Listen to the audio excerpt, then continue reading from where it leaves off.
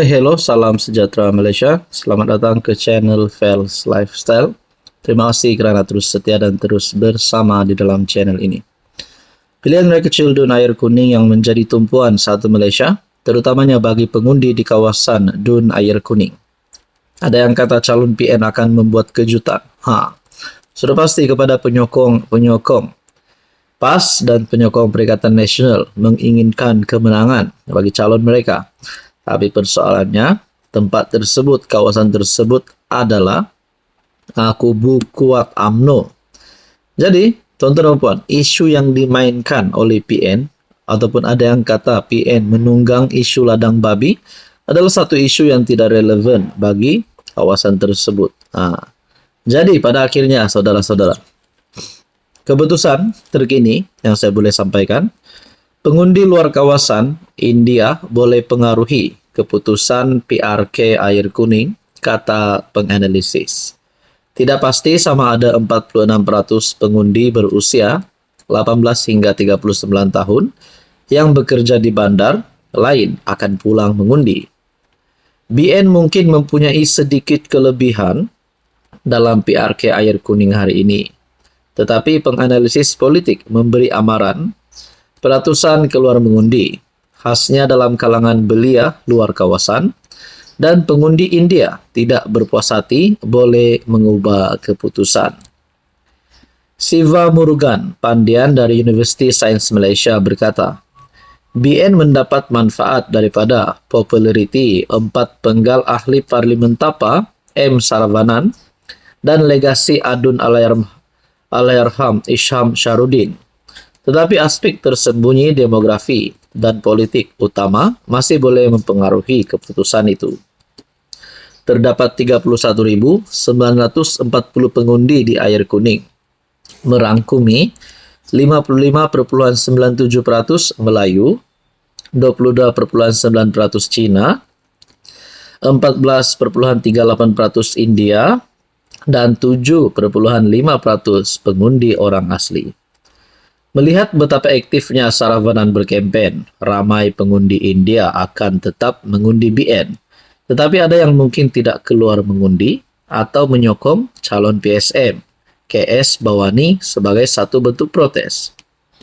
Dalam artikel ini berkata, kempen PN gagal.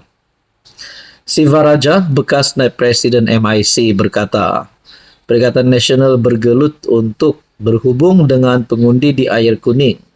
Kempen PN di sini tidak berkesan kerana isu mereka tidak begitu relevan di sini. Siva Murugan berkata, kempen calon PN Abdul Muhaimin Malik terutamanya fokus untuk menutup ladang ternakan babi haram mungkin menyisi pengundi bukan Melayu. Isu ternakan babi menjadi titik utama kempen PN. Dengan kebimbangan dibangkitkan berhubung kehadiran ia di kawasan dominasi orang Melayu. PAS mendakwa sisa dari sebuah ladang ternakan babi mencemari Sungai Bidor. Tetapi Kerajaan Perak menegaskan semua 85 ladang berlesen dan menafikan aktiviti haram berleluasa. Siva Murugan berkata matlamat PN untuk menarik pengundi Melayu, tetapi kempen mereka akan menolak pengundi bukan Melayu kepada BN dan PSM yang melihatnya sebagai cubaan tidak memfokuskan isu lain. Katanya PAS mungkin cuba menarik pengundi protes daripada penyokong BN yang kecewa dengan gabungan itu kerjasama dengan DAP. Tetapi perkara ini mungkin tidak meningkatkan sokongan mereka secara drastik. Hello, salam sejahtera Malaysia. Selamat datang ke channel Fels Lifestyle.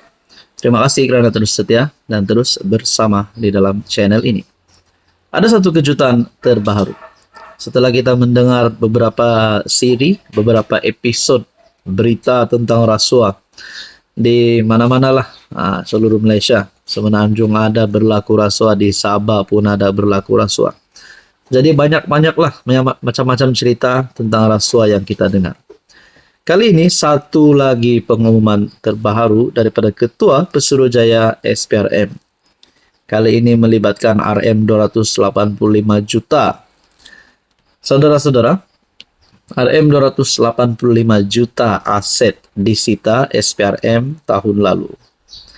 Ketua Pesuruhjaya SPRM, Azam Baki, berkata ia membuktikan penguatkuasaan undang-undang dijalankan SPRM berkesan.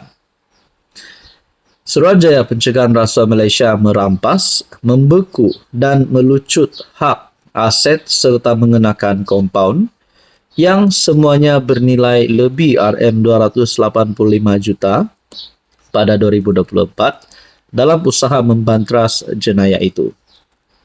Ketua Pesuruhjaya SPRM Azam Baki berkata, ia membuktikan penguatkuasaan undang-undang dijalankan pihaknya berkesan dan agensi itu bukan sekadar menyiasat, malah memulihkan kembali hak rakyat yang dihianati.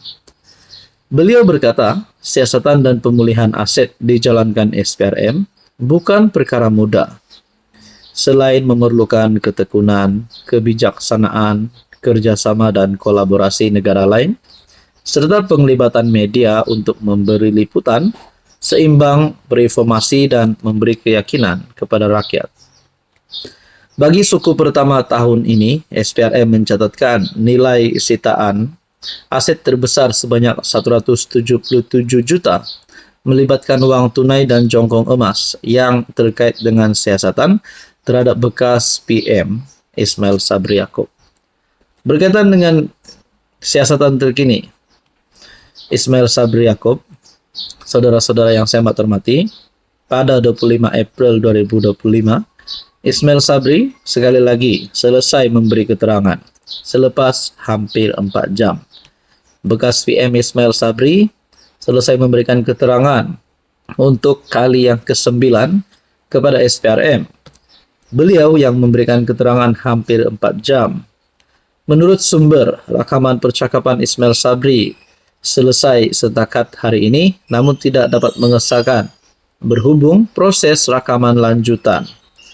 Ahli Parlimen Beira itu disiasat berkaitan kes rasuah dan pengubahan wang haram, berhubung perbelanjaan dan perolehan dana untuk promosi serta publicity program Keluarga Malaysia semasa tempoh perkhidmatan beliau dari Ogos 2021 sehingga November 2022. Kes disiasat mengikut Akta SPRM 2009 serta Akta Pencegahan Pengubahan Wang Haram, Pencegahan Pembiayaan Keganasan, dan hasil daripada aktiviti haram 2021. Adakah ini boleh membawa kepada penangkapan terhadap Ismail Sabri Yaakob ataupun pemecatan sebagai ahli parlimen, gelaran beliau sebagai apa-apa sajalah gelaran beliau, dan juga keahlian beliau di dalam Parti UMNO. Saudara Bapak, apa komen Anda?